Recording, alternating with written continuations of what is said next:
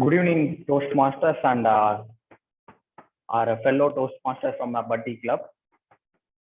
I'm gonna evaluate Toastmaster Gurubaran. He's gonna attempt his level 3 elective project 1 in Motivational Strategies Pathway. The purpose of this project is for a member to practice the skills needed to connect with an unfamiliar audience.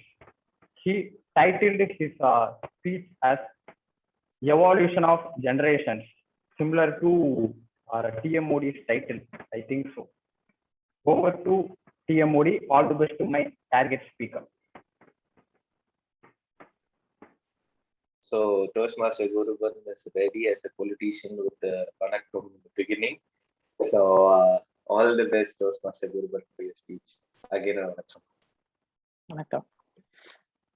So, good evening, fellow Toastmasters of Tirunelveli Toastmasters Club and fellow Toastmasters of Buddy Club, SIT 3 Toastmasters Club. A very warm welcome and good evening. So, this is Toastmaster Gurubaran and I am going to speak on the topic, the evolution of generations. So, you may be wondering by hearing the topic of my speech, whether my speech is going to be biological or it is going to be historical. You may be wondering, isn't it? But it is not going to be either biologic or historic. It is going to be technical and it is going to be of my domain, that is electronics and communication engineering. So I'm going to speak about the evolution of different generations of wireless communication systems. So starting from the first generation to the upcoming fifth generation, there are so many generations of wireless communication systems starting from the late 1980s. So what is the normal generation period of humans? It is of 20 to 25 years, isn't it? But the generation period of development of wireless communication is less than 10 years. So coming to the first generation deals with the analog communication, wherein only the users can only speak. And that is the first generation wherein we transform from the normal traditional telephones to the wireless communication. So as a result of first generation, this first generation introduced the development of IMPS, Improved Mobile Packet System. So this system enhanced the first generation devices.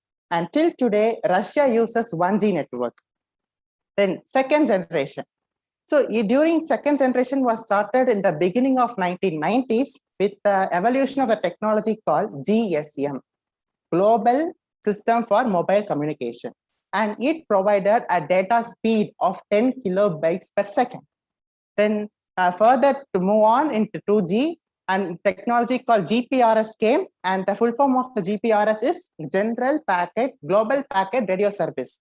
And that provided a data speed of 50 kilobits per second. And the last technology in 2G generation is the EDGE, Enhanced Data for GSM Evolution. This provided a data speed of 200 kilobytes per second. So in our mobile phone, when we have a poor data network, we may see the symbols G and E, isn't it? So the G stands for GPRS and E stands for Edge. So both GPRS and Edge technologies contribute to the 2G network, and hence we can see the G and E symbols when we face a poor network connectivity today. But in the beginning of 1990s, it was the greatest invention because that was the born of the birth of telecommunications. So that time it was very different, and that people were appreciating. But today we are cursing. Okay, so coming to the third generation. Third generation was started in the early 2000s itself. But in India, to be frank, when I am studying 8th standard, I experienced third generation. But actually, it has been introduced in the early 2000s itself. So, the technology behind 3G is WCDMA, Wideband Code Division Multiple Access, and HSPA, which is High Speed Packet Access. So these 3G generation provides a data speed of minimum of 384 kilobits per second to a maximum of 30 megabytes per second. So the H, symbol H, which we see today when we get 3G network, is symbolizing the HSPA, the high speed packet access network, and that contributes to the 3G technology. Then coming to the present 4G generation, fourth generation is contributed by the technology called LTE, which even today we see in our mobile phone while we turn on the mobile data, isn't it? LTE stands for long-term evolution. Long-term evolution. So normally 4G data provides a data speed of approximately 200 megabytes per second, and this 4G has enabled so many applications. In first 1G, the users can only talk.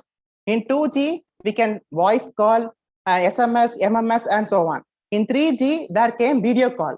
But in 4G, there came the application called video conferencing, in which by today, we are all meeting on this virtual platform. That is due to the evolution of fourth generation of wireless communication.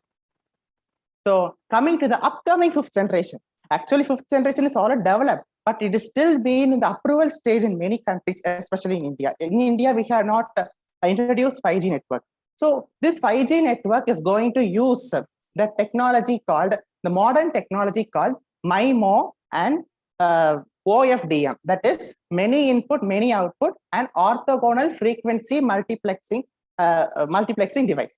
So these are the two modern technology which is going to play a vital role in the development of 5G network.